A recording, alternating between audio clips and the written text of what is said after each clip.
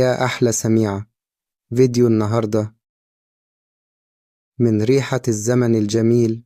جايب لكم لعبتين هيرجعونا لأيام الطفولة، ولقطة مش عادية، وقصص تهم كل جيمر أصيل. شايفين اللعبة دي؟ أول ما شفت الشخصية دي افتكرت على طول بطل إعلانات زمان، لذيذ يا رايق، بتاع سيفن أب، الجيل القديم. أكيد فاكرين شعره الطاير ومزاجه. اللعبة دي فيها نفس الشبه والتنطيط فوق الحواجز وانفجارات وحماس، هتعجبكم جدا.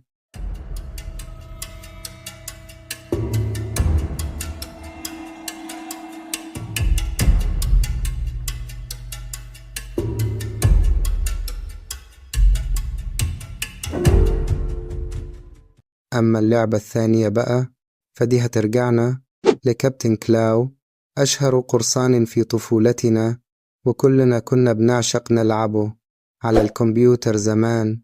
دي نسخة مقلدة شبهها بالضبط، جربتها بنفسي وشغالة تمام.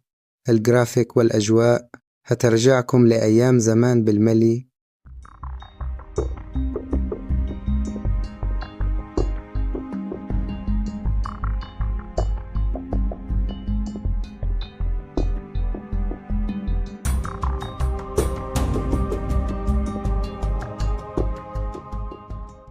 انزلوا دلوقتي، حملوا الألعاب من التعليق المثبت، وقولوا لي في التعليقات أنهي لعبة فكرتكم بأيام زمان أكتر.